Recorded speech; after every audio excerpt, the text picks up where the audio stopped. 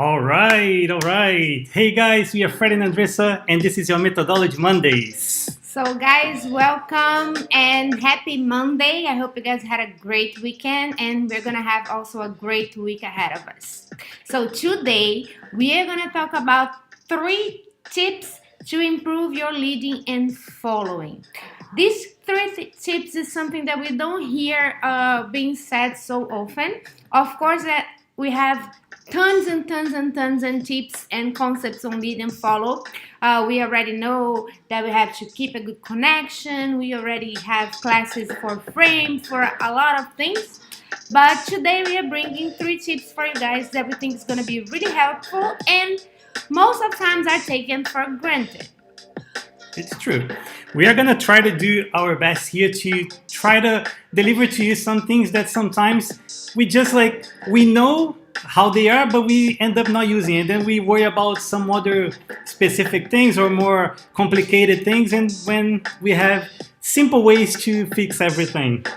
Right? So with more further ado, let's start with our first topic. So our first tip to improve your lead and follow, which is take advantage of your body placement and positioning on space. So the tip is more related to the leaders' actions, right? So what they have to do, but also we're going to talk a little bit on how we read that, okay? How do we use their body placement or where they are on space or their body positioning to understand what we have to do and what we have to follow.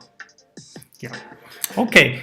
So there are some situations in which you may feel like, okay, I'm trying to force or I need to make some effort sometimes, like to make the follower respond to my leading or to do exactly what I want.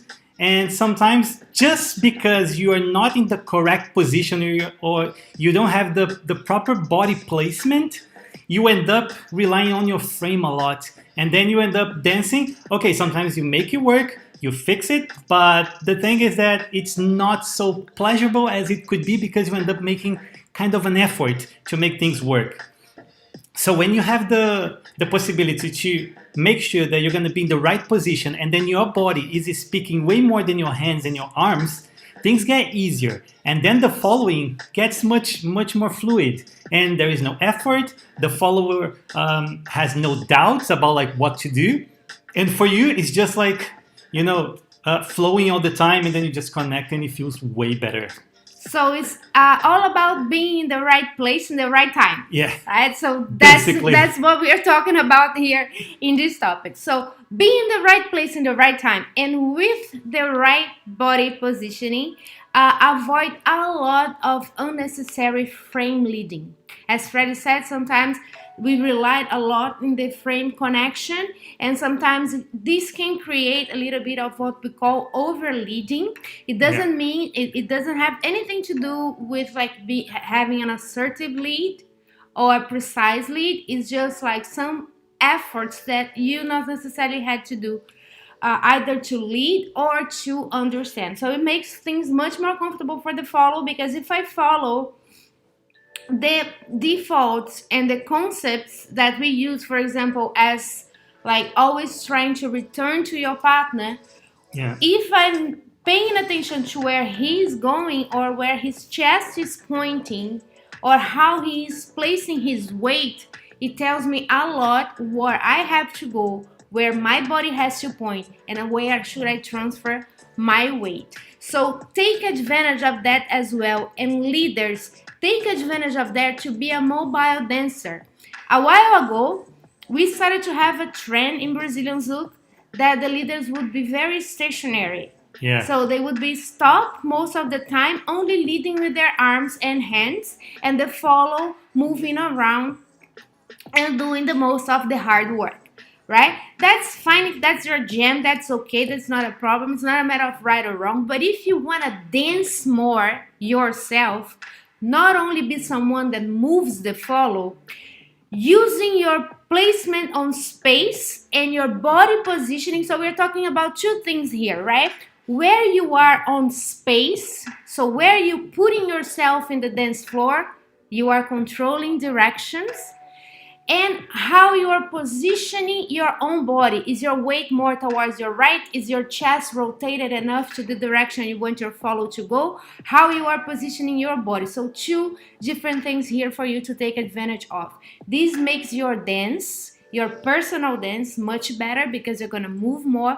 You're going to also develop your body awareness, not only working with your arms and frame to lead your follow, right? So if this is something that you're looking for also to improve your personal dance, take advantage on this technique. Yeah, guys, the one thing that you do better, it's gonna result in a lot of other things working better. You know, as Andressa said, once you put yourself in the right position, you already start defining lines, direction, everything precisely and clear. Because when the lead it's not clear, you end up having problems because the little doubt that the follower have when you give the stimulus to do something, she may double think like, is it here or but it could be there too.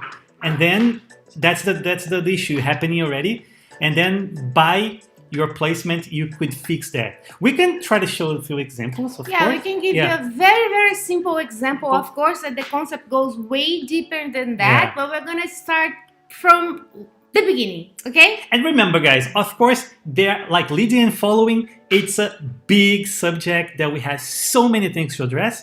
But as we said in the beginning, these are the three things that we feel that people take for granted, and they could solve a lot of the other issues that happen. Okay, so let's show them a little bit how it works. Myself in front of her, and then I make sure she comes to me. But then, for example, if I'm here, prepared, she's ready to go that way. See, to prepare.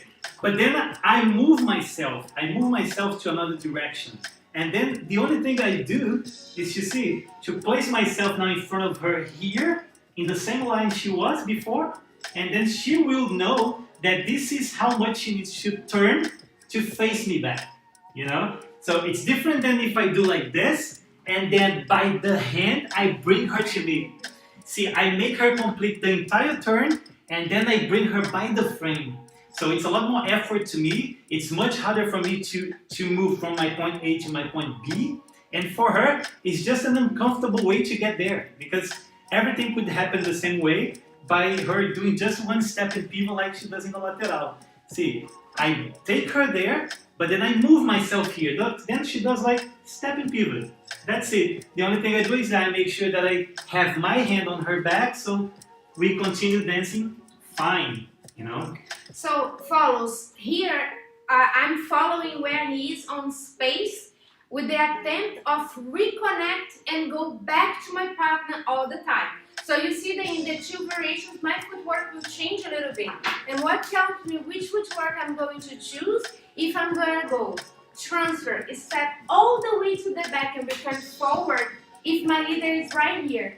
If he starts to move to this direction, I know that one lateral, one step and pivot is enough for this giro simples, okay? Because he's moving away. So if I keep this concept in mind, I want to reconnect with my partner. I understand where he is and I understand which footwork to choose for my giro simples. So there are many situations, guys, that just the body positioning tells everything. I will just give you a little different example. So when we are doing this kind of thing here, you see, she's doing her lateral. I'm just going, you see, a little bit behind her, but then I want to change direction. Then instead of bringing the frames and then make her change everything, she goes, you see, relying a lot on the frame. It would be much easier if I just place my body on the way. You see, she's going to a lateral. The moment I place myself on the way, she can no longer come this direction. And then as I'm moving towards the front side, my chest is also pointing there. So then she sees where to go. And now she sees where to go. And now she sees where to go. And then my chest is all the time showing where to go, see? And then when you realize you are doing no effort, it's just flowing from one place to the other, and your leading is getting really clear, her following is getting really clear because she understands immediately there is no double thoughts, there is no doubt, and there is no effort. So then we can flow in this dance way better. Yes, guys, so these were like 2 examples from the basic movements, from the fundamental movements, things that we teach in the beginning of the course, just for you guys to understand what we are talking about body placement and body positioning as well. So let's get closer to them again. Right, so then we are back close to you guys. So one more time, this is not about the movement. This is about just the concept, so you understand what we are talking about when we say body positioning, right? So we are just placing ourselves strategically in one certain spot, so we make the follower understand us a little bit better what to do without make so much use of the arms and hands, not relying too much on the frame. So those were just simple examples. Of course, there are many others, but I think you got the point, right? Yeah, so the second one is something that is extremely important and also sometimes you take for granted, which is have your defaults extremely clear. Sometimes we get so focused on learning the movement that we don't realize which is our default. So I really want to understand how I have to be led to do something or what I should do, and I'm talking about a little bit more the follows perspective now. But my main concern should be being very aware of my defaults as a follow and try and keep my defaults at all time. And everything else apart from my default movements should be led. Of course, if you're not talking about like in a moment that I am free to style or using styling, when I'm doing the regular moves, make sure that you are aware of what is your default so you can understand when this default should change. Yeah, this knowing the default is something that's going to be crucial, okay? It's very often that we get questions like this, for example, when we are teaching some certain movement and then we say how things should work by the default, and then we get a question like this. Yeah, but what if I do the movement and the follower doesn't do that? Then of course, yes, it's a really valid question. But the thing is, if you try, I think that's the thing. Since the introduction of the song, since the embrace, the start of the dance, you start to get to feel and understand what you can request from that follower, because you get to see the level of the follower a little bit better. And then of course that maybe she knows a little, the follower knows a little bit more than you expect or a little bit less. But you get the idea a little. Then of course you try. And then you see that the follower doesn't respond by the default. So then she waits for you for everything. You already realize that there are informations missing from one side. Then your option is, okay, you may fix that to carry on and keep the dance going, but you may think twice now if you want to keep doing things that require this kind of control, because you're going to have to fix it all the time. So then the answer for this kind of question is like, of course, you may fix it because you're caught by surprise. Although if you had the idea since the beginning that you shouldn't go that way, just don't go because you're going to have an issue. And then once you have the issue, just try not to get there again. You see, like go around, use other things, like dance with different movements, different patterns. But the thing is that this default is going to define a lot of things. We, as leaders, we make the mistake sometimes in overleading, as Andressa mentioned in the beginning. And followers, sometimes they make the mistake of overdoing things. You know, like they predict, they guess, they get in automatic mode, which is something really natural. Following is not easy at all. You know, if it was easy, anyone could do it. And you see that it requires some study and some practice to follow well, because it's a lot of things to manage, you know. And everyone comes in a different way. Every leader, it's different. Some more present, some other not that present. Someone's rough, someone super light. So it's a lot of adjustment. But it's important that you know the default. So then once the default is there, we have very little work to make the leading and the following work. Yeah, guys. So, for example, I'm going to say a few default concepts that we have here. We have the lateral, the step and pivot of the lateral, as a default, as a second basic step, almost, you know. So once I'm put into a lateral, I'm going to keep that step and pivot with space between my feet all the time. So I never step back and I never put my feet together unless I have a clear leading for that. So this, when the leader is on the lateral and he wants to prepare me for the bonus, I don't do open abertura by myself, right? I keep my lateral unless I feel a clear change of energy and leading for me to do an opening or abertura, right? So this is one default that is very important. If I'm doing a viradinha, I'm keeping my step and pivot. It's the same thing as a lateral. I don't put my feet together. If I put my feet together, I'm getting away from my partner. If he comes towards me, then I'm going to step back. Yeah. This is a leading with body placement and body positioning. He's coming towards me, right? So this tells me to step to the back. If I'm not led to step to the back, I'm going to keep my step and pivot always in the attempt to return to my partner. So aiming to go forward. So this is a default that we always have in our mind.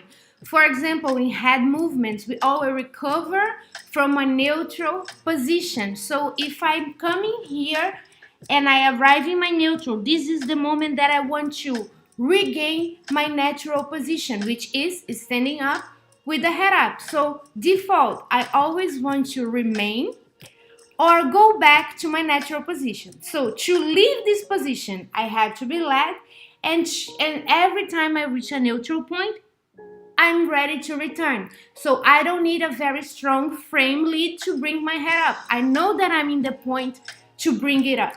Yeah, this is something that sometimes, like, it's very often that we have a lot of questions and confusions about this, because like once the follower gets into a contraction and then the head goes down, now you need to wait when it's the moment to bring the head up. And then sometimes we see the follower like this for a while until the leader does something like this with the hand or with the frame, and then she brings the head up. But then comes to the point that what Anderson was saying. You want to remain or go back to your natural state, which is standing up. So once you get into you were standing up, you were vertical, then you were put into a position that got out of that vertical position. So you went to a contraction, your head went down. Then you don't have any more stimulus to keep yourself there. You don't have any block on top of you to stay down there. You don't have any block from resistance down yet to keep you in that contraction. Then you want to go back to your natural state. You don't stay there until the leader decides to bring you up. Because if the leader sets you free, or he set himself free and start doing some free dance there, you're gonna be with the head down like this, waiting for him until he comes back. No, so you want to get up. You just don't get up if you have an information to keep you down. So this is the default, you know, like you are always trying to stay standing, or you want to go back to the standing position, right, with the head up. So that's why you need to have an information not to be this way, okay? Otherwise, you always want to get back to this way. And then, of course, we have the moments to get back, okay? It's not like in any position you just get back, right? Because then you have all the respect of the alignments of the spine and all these things. We have this recovery position that when we call the contraction, when we are here with the spinal line, and then you can just, you know, roll up in a safe way. So these defaults are really important to understand and know, okay? That's why sometimes we hear that for some experienced dancers, followers, when they dance other dances and they say like, oh, if you know how to lead, I can dance. Yes, it's true until a certain part. You can dance until a certain level. After that, you cannot dance anymore because you need to know your part, because otherwise I will give you the stimulus you need, but you don't know how to behave in that. You don't know the rules. You don't know the fundamentals of this dance. It's another thing, so it's something new.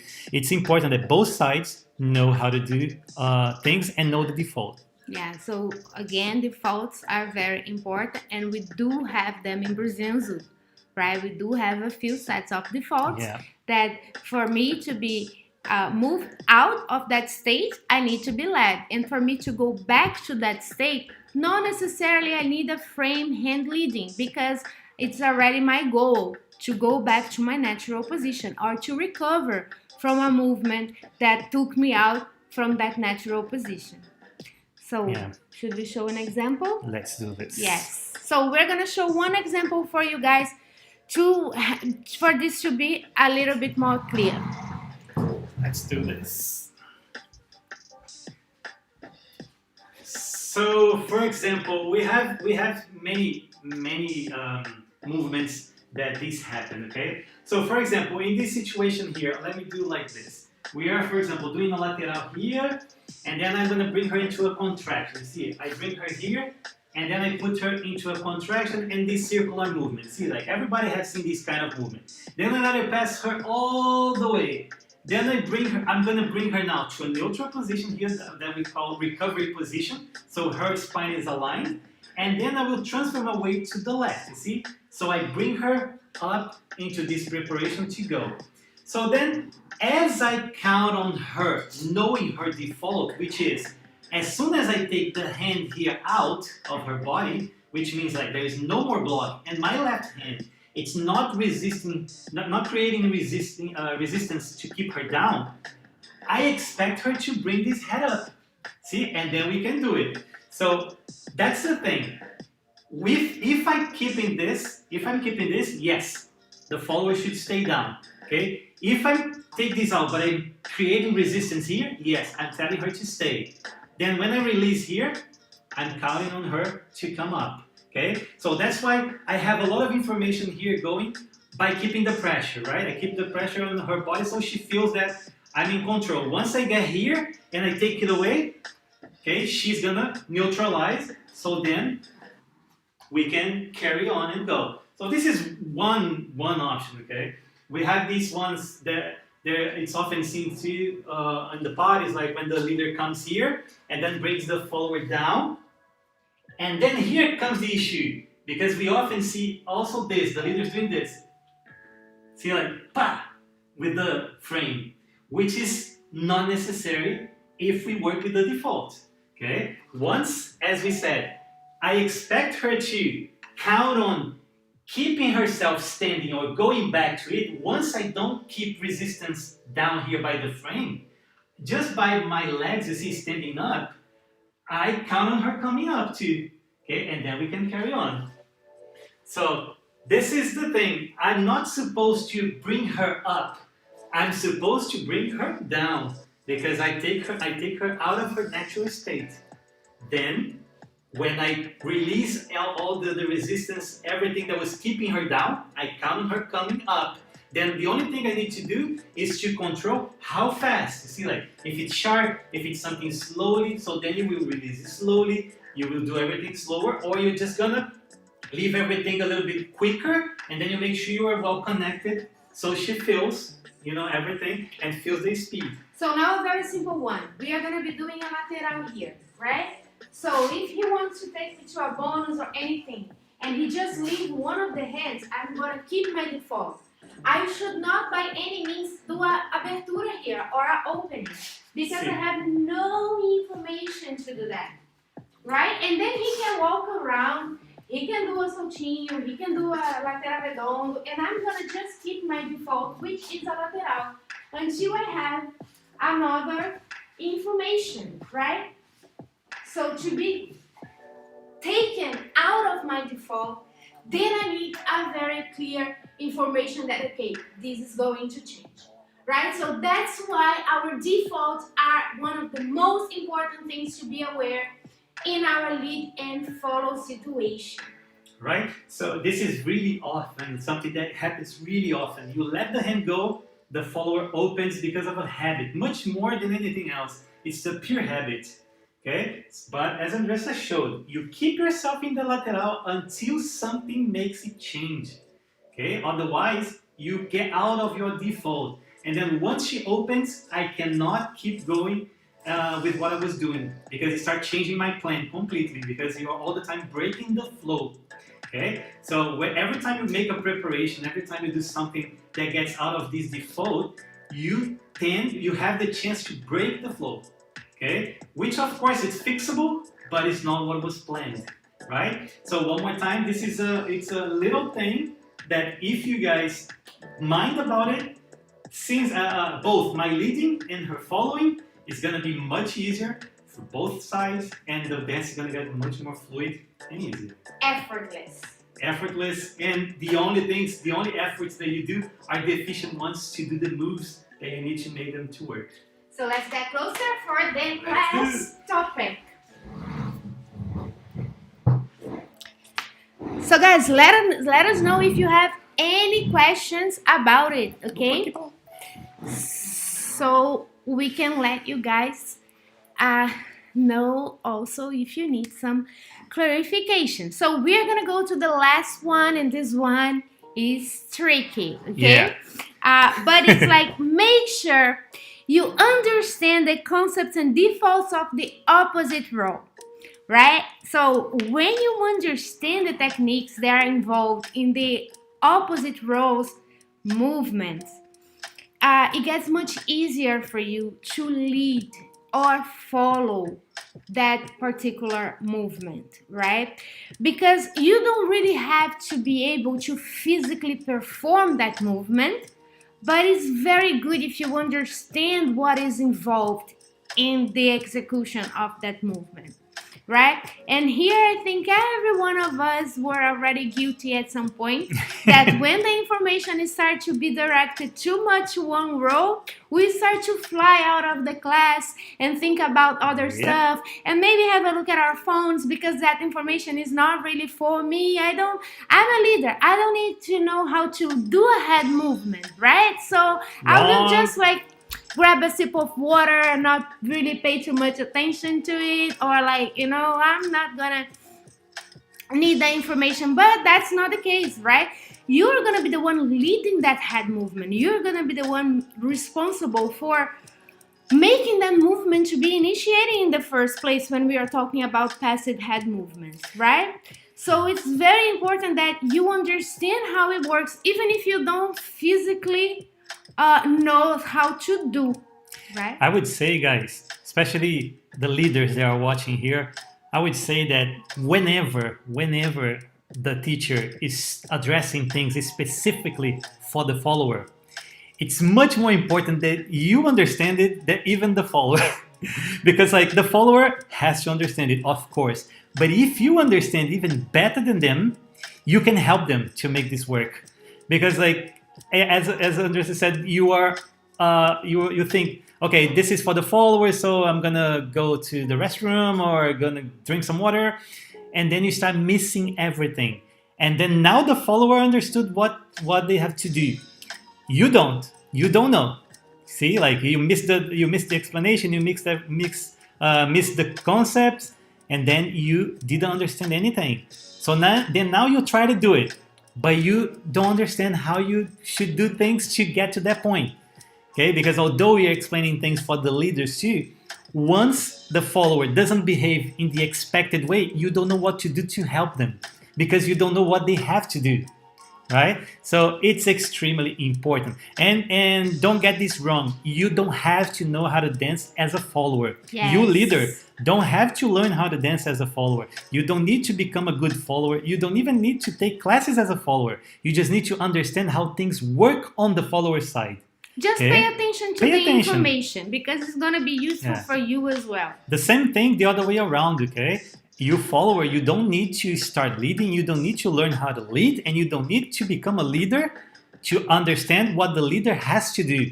Once you understand what is the technique applied to the leaders, what are the concepts, what they are supposed to do, so you react the correct way, you also start knowing when things mess up, if it was your fault or if it was from the leader. And then you can, for example, stop criticizing yourself like, I never do this right, I always mess up, everybody I dance, I mess up or something. No, you can see like, okay, I did it correctly, but he messed up a little bit here and there. And then if you guys practice together, you can also like give feedback to each other. Like, I think you should do this a little bit more this way with me, so then I can do my part, and then you guys can exchange this information. So, for example, when Freddy is talking about like making exercises or talking about the leader's chest rotation, me as a follow would benefit for paying attention to it a lot and understanding how their chest works, because I get a lot of information from my lead's chest. So where it's rotating, how it's rotating, which direction it is pointing is going to tell me a lot about what to do. So it's good if I have this information myself as well, rather than being focused only on what I have to do. So we get a little bit out of our heads, understand the other role, and make the lead and follow much more understandable between us. That's the thing, guys.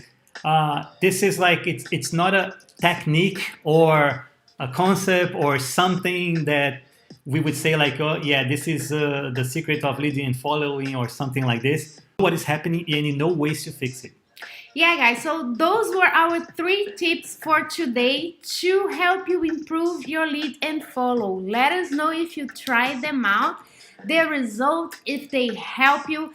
Let us know as well if you want us to go more on this topic, because we brought only 3 tips and there's thousands of things that we could go on and on here talking to you guys about. Leading and follow, as Freddy said in the beginning, is a very, very wide topic that we can divide in many, many different layers. So we brought only 3 points that we found that it was key points for you to start improving your lead and follow if you are looking for ways to improve that.